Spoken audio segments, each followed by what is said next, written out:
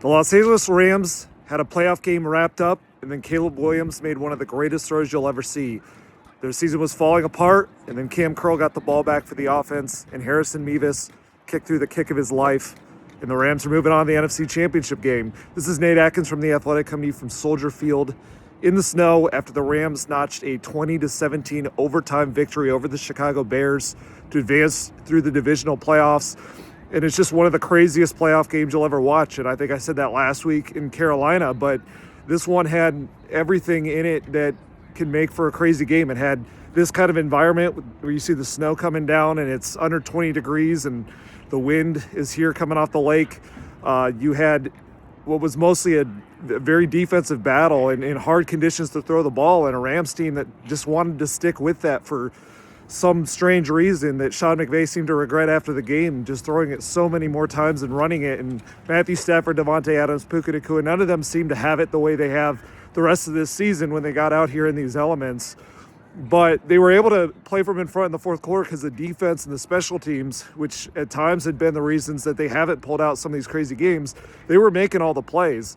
And the defense finally was on a bad end of a crazy fourth down throw from Caleb Williams to Cole Kmet in the back of the end zone with less than 20 seconds left in regulation to tie it. That is the longest throw by air yards that Next Gen Stats has ever tracked for a red zone throw. And then it goes to overtime, and the Rams go 3 and out. The Bears are driving. They convert a fourth down, and it just feels like, that was the gut punch at the end of regulation that teams just usually don't recover from in the playoffs. But Cam Curl makes an incredible interception where he kind of saw the route and the ball coming all the way, and that pick seemed to give the Rams all the life in the world, where they get the ball back to Matthew Stafford, who's made so many clutch plays this season and throughout his career. He makes one of the best throws he's made of the year to Devontae Adams along the sidelines.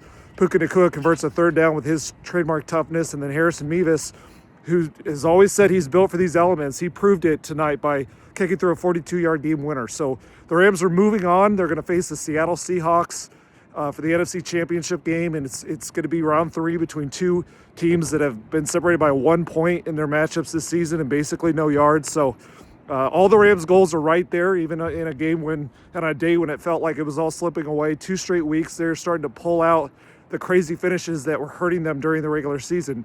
And so we will see how they respond from this one and go into Seattle to take on arguably the best team in the NFL and prove if they are actually the best team in the NFL. It'll all come down to one day in Seattle after surviving this crazy, cold, windy, snowy day here in Chicago.